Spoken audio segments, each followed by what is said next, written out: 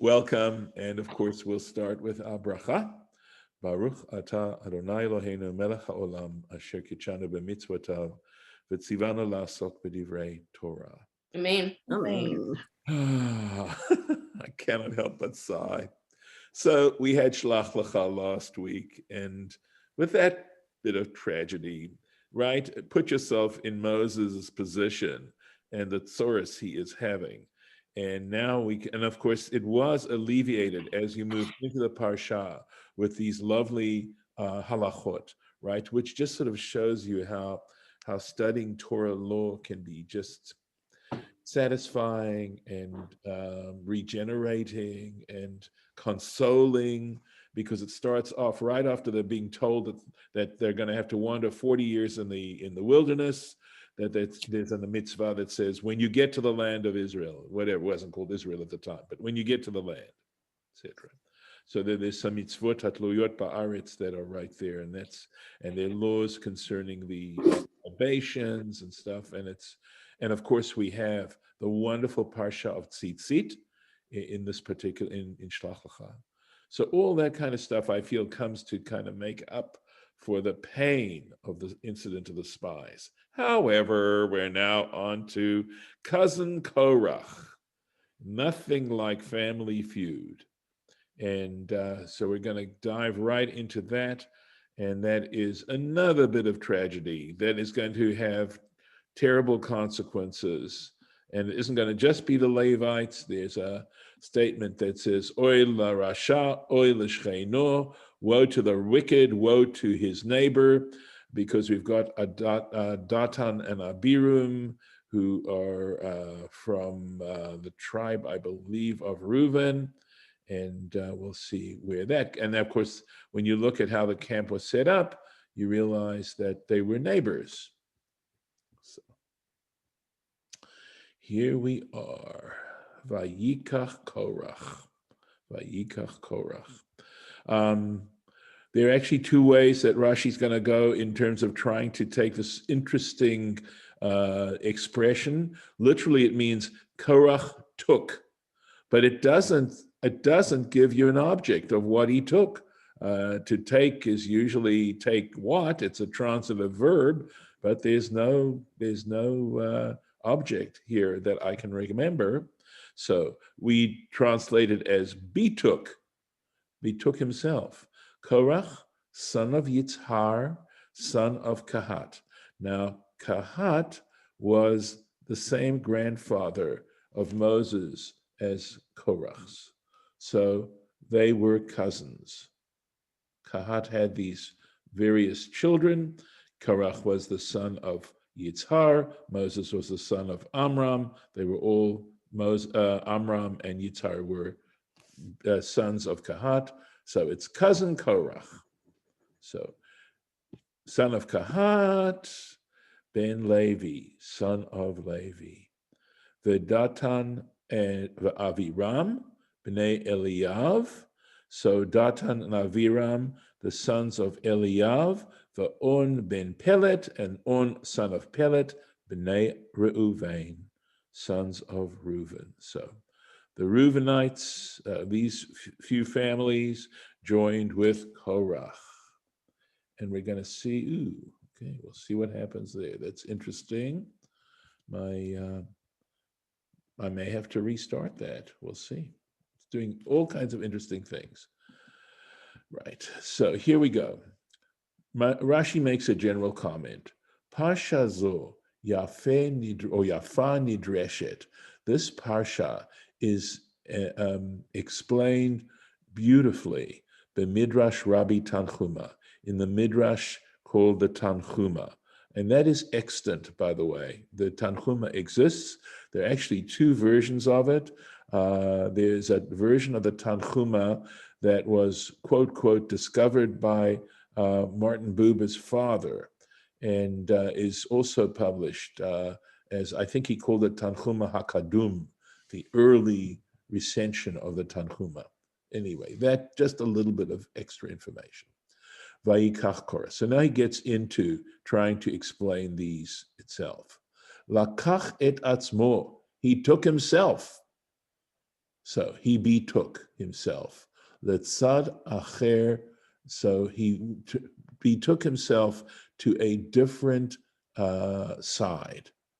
Lihiyot nechlak mitoch ha'edah, to separate himself from the midst of the community. Le'orer al hakahuna, to make a protest regarding the priesthood, to protest the priesthood. In California, we'd say he wanted a recall. Seems like they were living in that time. There seems to be a number of recalls going on. Yes. In the note that I have, it specifically says regarding the appointment of Aaron. Yes, that is the specific explanation. So but he doesn't stop right there. And by the way, it's so interesting that he uses the first example I can think of a populist argument. Vezehu, and Rashi goes on to say, Vezehu shetirgem. This is the way Onkelos interpreted, translated this word Onkelos, right? Onkelos interpreted. Ve'it palag, that's the Aramaic word that Onkelos uses, which means to secede. Nechalak mishar ha'edah. He separated himself, he seceded himself from the rest of the community. Lihitchazek b'machloket, to maintain a dissension. Lahachazik. Yes, sorry, lahachazik. Did I say something else? You said lahitchazek. Oh, I'm sorry. Okay, lahachzik, to maintain. Yes, thank you. B'machloket, in dissension. V'chein, and likewise, Eov in Job chapter 15. Ma yikachacha libcha, how your heart takes you, right? Betakes you. Lokech otcha, takes you, lahafligcha misha'ar b'nei adam, to consider yourself different from the rest of humanity. So there's that example of taking this word kach in that sense. And now Rashi goes in a different direction. Davar acher, a different interpretation. Vayikach Korach. So we're going to have a different interpretation on these two words. Mashach, he drew Rashi Sanhedraot, the heads of the courts, Shebahem, let me make sure. Shebahem. So Sanhedraot Shebahem, from the courts among them, bidvarim, using words. And we've had that expression too, where it's kach dvarim. So in a way, it's to persuade. That's what the word means. To use words to get a person. So to persuade them. Kamosh Ne'emar, in another example, in Bamidbar Kaf, in Numbers chapter 20, it says, Kach et Aharon. I believe this is where he's telling him he's going to pass away. So he had to persuade Aaron to do these various things in preparation for Aaron's demise. Another example, this is one that we use in reference to Yom Kippur, Shabbat Shuvah, Kchu imachem dvarim. Take for yourselves, or take with you, words. In other words, to express regret and to be able to do tshuva. Ben Yitzhar ben Kahat ben Levi. Okay, it says, son of Yitzhar, son of Kahat, son of Levi. V'lo hiskir ben Yaakov. And he stops, the genealogy stops. He doesn't mention Jacob. Shebikesh rachamim al atzmo. Jacob foresaw this happening. And so Jacob sought mercy on himself. Shelo yizaker shmo, that his name should not be mentioned al machloktam, regarding their dispute. This, in fact, dispute, I think, is a kind word to use. The fact is, it's mutiny. That's what it is. Shne'emar, as it says, regarding when Jacob is going to bless his sons, and he's talking about Levi and Shimon, he says, Uvekahalt lam al techad kvodi, and in the assembly may my honor not be united. Vehechan niskar shmo shel Korach, and where is Korach's name mentioned? Behityachsam al haducham. So Korach's name is mentioned regarding Jacob when their genealogy is given regarding the Duchan. The Duchan was the platform, it means a platform on which the Levites, the Levitical choirs would sing as the sacrifices, as the Kohanim were performing their rites. B'divrei hayamim, in the book of Chronicles, Shine'emar, as it says, and this is Divrei hayamim Aleph. That's where we get duchening. Yes, standing on the platform. The book of Chronicles 1, the first book of Chronicles, there are two of them. Chapter 6, here it goes. Ben Aviasaph, son of Aviasaph, Ben Korach, who's the son of Korach, Ben Yitzhar, who's the son of Yitzhar, Ben Kahat, who's the son of Kahat, son of Levi, Ben Yisrael. There we have it. So what's interesting, what's so, and kind of cool, I have to tell you, is the fact that despite the fact that Korach really is such a terrible example of this mutiny going on, which is going to cause a lot of problems, his sons did not apparently identify with their father. And in fact, in the book of Psalms, they are mentioned, there are a number of Psalms that are attributed to the sons of Korach, and Aviasaph is one of those who's mentioned. And so they have a separate fate than their father. They did not choose to identify with what he did. Here we go, Vedatan and Aviram. And this is from the Tanchuma that Rashi's mentioned.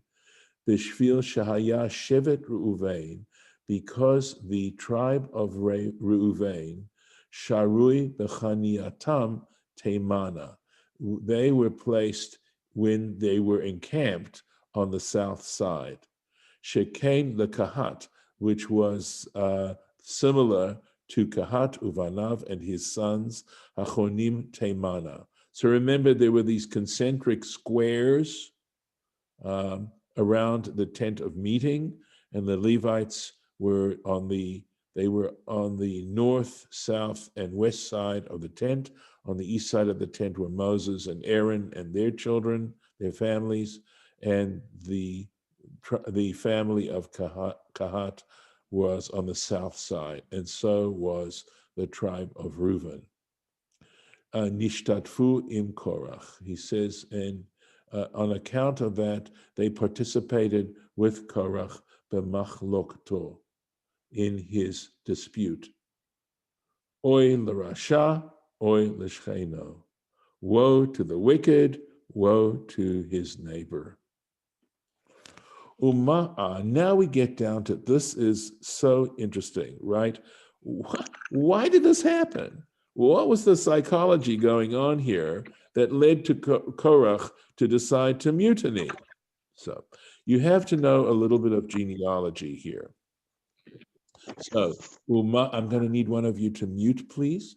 Uma ra'a Korach lachalok im Moshe. So for what reason did Korach, what did he see that he decided to mutiny against Moses? Nitkane al nesioto shel Elitzaphan ben Uziel. He was jealous on the promotion of Elitzaphan ben Uziel, who's another cousin, right? Sheminehu Moshe Nasi al Bnei Kahat, whom Moses appointed as the Nasi. You want to translate it as the president? Prince, forgive me. It's also the word for president in Hebrew. The prince of the children of Kahat, al Pia Debur, and Moses, of course, did that by, at God's command. It wasn't something that Moses did by himself. So he did that at God's command, but there's going to be a problem. So we'll see. Amar Korach. So Korach thought to himself, Achi Abba, my father's brother, Arba'a, Ache Abba, Arba'a Hayu. My father had four sons, four brothers. Okay, well, there were four brothers. Shene'emar, as it says, and here we go, Ubnei Kahat, etc. Here we go. So it tells you the names in chapter 6 of Exodus. Amram Habachor. Amram was the firstborn. Natlu Shnei Banav Gedula Ech. Okay, so his two sons of the firstborn of that first son, in other words, the grandchildren of Amram, who was the Bachor, took the highest position. Echad Melech, one took the position of king, meaning, of course, Moses. Ve'echad Kohen Gadol, and the other one took the position of high priest. Right, the sons of Amram. Correct, exactly. Mi ra'oi litol et hasheni lo ani. So he says, and then the next in line, the next high position of high honor, who would be entitled to the next position? Lo ani, me. Wouldn't it be me? Shani ben Yitzhar, because I'm the son of Yitzhar, Shehu Sheni la Amram, because he was second born to Amram. Vahu mana nasi, and Moses goes and appoints as prince, as head, et ben achiv hakatan. He goes and appoints the son of his youngest brother, Mikulam, hakatan Mikulam. He was the juniorest of all of them. Hareini cholek alav, I am going to mutiny against him, umabatel et varav, and I'm going to basically nullify everything he says. Going to make it of no value. Asa, so what did he do? Amad v'kines reish nun rashi sanhedraot. So what he did was he stood up and he gathered together 250 heads of Sanhedraot. Rovan, most of them, Mishevet Reuven, from the tribe of Reuben. Shchenav, his neighbors. Vehem Elitzur ben Shteur, and Rashi identifies them for us. Elitzur ben Shteur, the Chaverav and his companions, Ukayotzebo, and likewise. Shene'emar, as it says, Nisi'e Eda Kri'e Moed. And it's going to discuss this in a little bit. It says, heads of the community who were, literally it means called for appointment. So I think it means who were appointed heads of the community. Ulahalan, and later on, who Omer, it says, B'midbar Aleph, in chapter 1 of Numbers, Ele Kri'e Ha'edah, these are the elect of the community, V'hilbishan Talitot Shekulan Tchelet. And he made them he dressed them with cloaks that were completely tchelet, the blue, right from the tzitzit. So this is how he wanted to make a mockery of Moses and the laws that Moses was bringing to the Israelites. Ba'u va'amdu lefnei Moshe, they came and they stood before Moses. Amru, they said to him, they said to him, Talit shekula shel tchelet, chayevet betzitzit or petura. So they said to him, if a talit is colored blue, right, does it require tzitzit or is it exempt from tzitzit, from the fringes? Amar lahem, so he said to them, Moses said to them, chayevet. He said to them, no, it's still obligated to have tzitzit. Hitchilu l'sachek alav. They began to mock him. They began to laugh at him. Efshar talit, they said, is it possible that talit shel min acher, that when it comes to a talit of a different kind, chut echad shel tchelet potra, that one thread of blue exempts it, that or fulfills any further need to put tzitzis on it, right? That the regular tzitzis that we have with a thread of blue. Zo shekulat chelet, but one that is completely blue, lo tiftor et atzma, should it not in fact render itself exempt from any further tzitzit? If the idea is to add a fringe with a blue thread in order to exempt or to fulfill the mitzvah of a talit that isn't blue and one that is blue.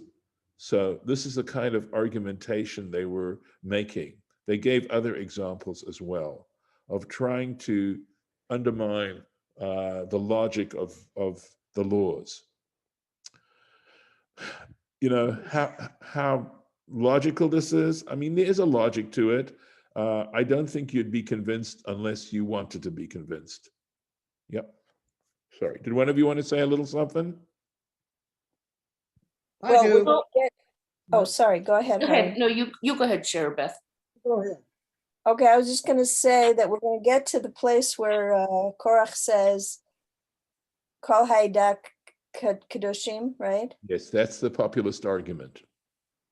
Right, so in other words, he's gonna claim everybody's holy, we're all the same, at the same level of holiness. Why are you bossing us around Correct. to Moshe? Correct. And the visual image of that is like a shawl that's all the same. It's all equally Yes. tchelet. Yes. It's all indeed. got this holy color, and it certainly doesn't need one thread to stand out and I be. love it. Yes, I think. I really love that. That's just gonna nullify what I was gonna say because this is a better way to look at it. But it's totally, you've got it. You nailed it. Sure. Well, I got it from Aviva Zornberg, I have to say. It wasn't my idea.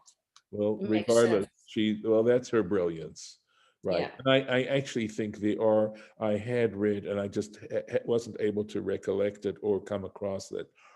Yes, it's really, she sees those literary connections. Yes, this is the Midrash seeing a connection from a literary standpoint to the whole populist argument of Korach. Yes. Well, I see. I know, and I remember the second. It's exactly the same kind of argument. You're absolutely right, Sherabeth, and Avina, of course, has nailed it.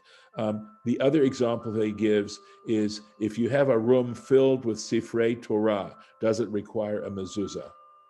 Right. So you're right. I mean, that's exactly what they're trying to aim at. Right, and of course it does require mezuzah, and it's exactly the same thing. Here you've got all these holy books that are in the room, right? Why does it need a mezuzah? Yeah, go ahead. I just wanted to mention that I think her spin is more psychological than literary. In other words, maybe literary, but with a psychological theme running through all of it, you know, like related to relations and jealousies and feelings and things like that. Right, which I see. How would somebody feel? And yes, absolutely. I think there's a very close connection. I don't understand why God said on the talus, he already told us that the fringe of blue. He already told us what the talus should be like, Yes. the citrus and everything. He told us in one of the parshas. I don't understand this whole thing. Kona, whatever his name is, why did his brothers say, don't do what you're going to do? Kona was wanting power. That's all he wanted. He didn't care about the people. He just wanted to be powerful. Now, God said the Levites are my people. They could take care of the ark, you know, and they were, what did they want more than that? They were privileged to take care of the ark, all the utensils and everything, to disassemble it and assemble it. They were lucky. The other Israelites didn't do that. They had everything. Why does Korach want to do all of this against Moses? Besides, Moses wasn't the leader. God, through Moses, Moses said, God tells me what to do. I am not doing it because I'm doing it.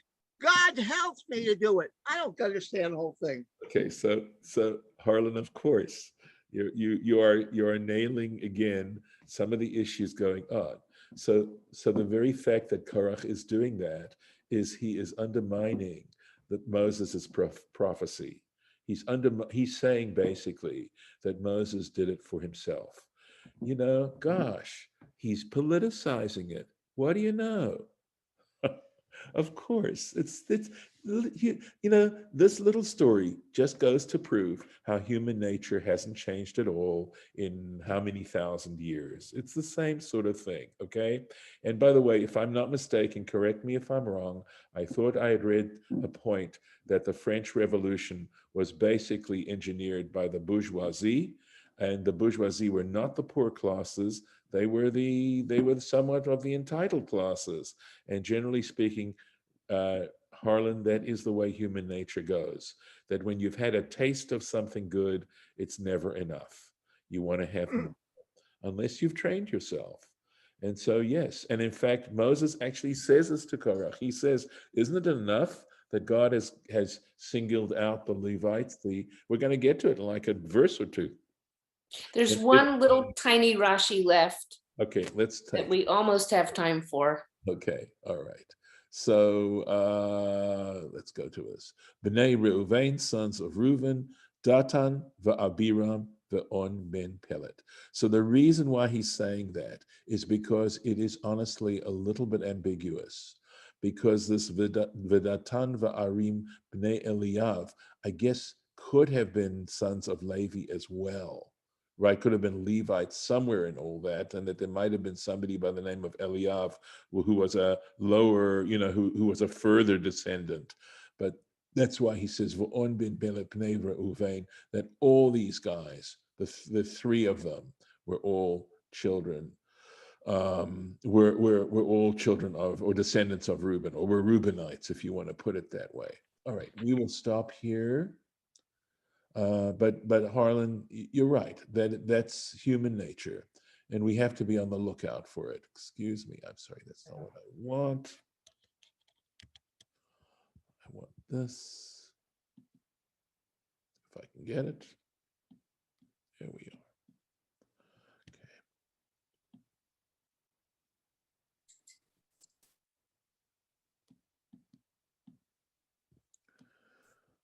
We still, yeah. There we go. Well, we got through verse 1. That's good.